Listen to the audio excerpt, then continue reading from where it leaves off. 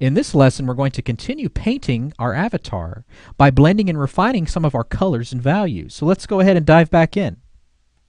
So in the previous lesson, we sampled some more colors from our reference photo and began just roughing those in over our base colors on our avatar. And now we're at a point where we really want to start just refining and blending everything together and also examine how everything is registering visually at a smaller size. So with that said, let's actually go ahead and zoom out really quick just so we can see how everything is looking. And I'm noticing we've got some areas that are looking a little bit too dark, and I probably mentioned this in the previous lesson. This area over here on the screen right may be showing up a little bit muddy and a little too dark, so we're going to want to go ahead and rectify that as we begin starting to blend and refine everything. As we were blocking in our colors, I went ahead and went further and just blocked in some rough values and rough colors for his t-shirt as well as his pen and pencil. So with that said, let's go over here and have a look at our layers panel, and we can see I've made a new layer which I've titled blend. I also did some further sampling from our reference photo and made another layer which I've titled palette. So if we turn the visibility on for that layer, we can see some of the common colors that we may find ourselves using. So as we begin to refine and really blend everything together, we'll not only be sampling from around our image, but we may want to sample from some of these colors that I've pulled from our reference photo. Now I've gone ahead and reverted our reference photo back to its original state by just taking a few steps back and getting rid of that smart blur filter that I applied. So with that said, let's go ahead and grab our brush tool, and before we start painting or blending anything together, let's open up our brush panel. And I'm going to want to change the type of brush that I'm using. Now we've been using a hard round brush, so if I right click over the canvas, I may want to switch to a soft round brush. And we'll go ahead and turn on transfer for that, and making sure we've got pen pressure applied to both flow and opacity. I sometimes like to use a soft round brush set to pressure sensitivity when I begin blending certain things together, certain colors, certain values together. So that may be something you'd want to try out. So we're going to make sure that we're on our blend layer first, and we're just going to start going around and begin just refining different areas of our avatar. And so you'll find me just opening up the brush preset picker just by right clicking periodically, and I'll be sampling quite a bit, just kind of going around.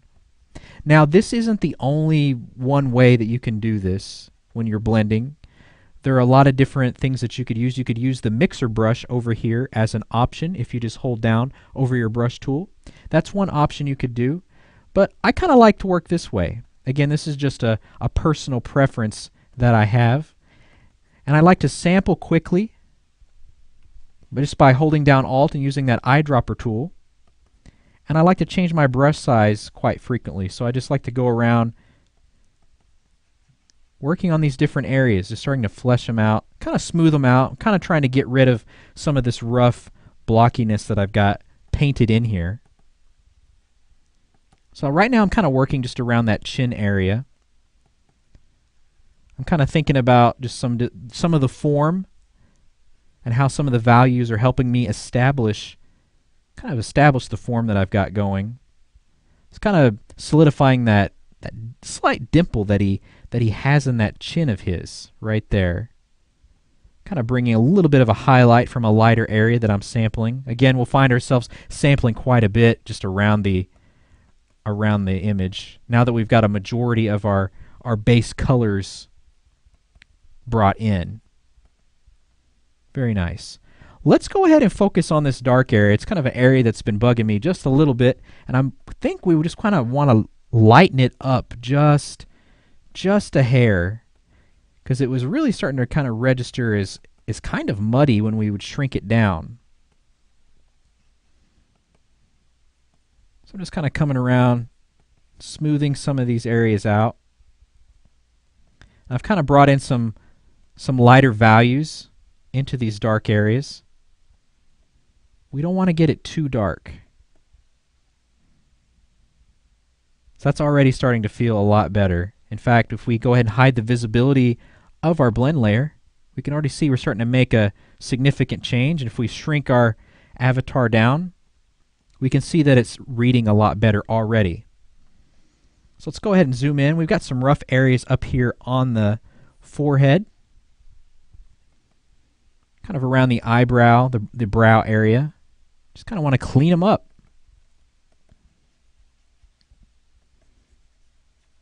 So we're just kind of going around. Again, I'm just using a soft, one of the default soft round brushes in Photoshop.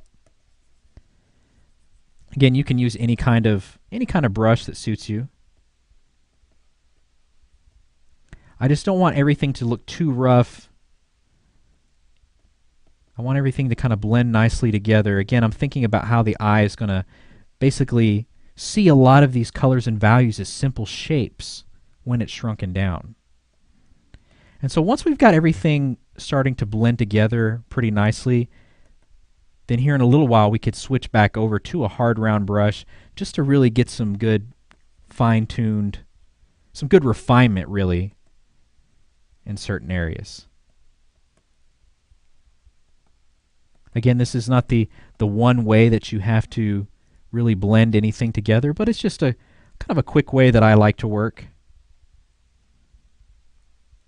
So that's feeling pretty nice. I may want to kind of bring in a little bit of blue, kind of just a little bit of blue into having a shadow over here on this side of his nose. Not a whole lot. Again, I don't want it too dark, but just a little bit of blue there.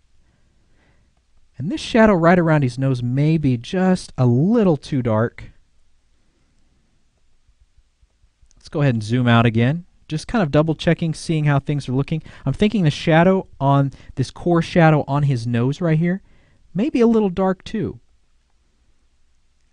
Let's go ahead and kind of smooth this area out where the highlight, where these highlights meet the shadow. It's looking a little rough.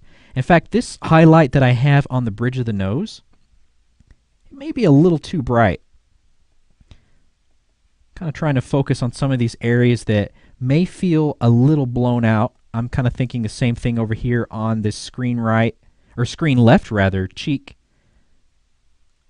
That highlight that I worked in there may be just a little too bright.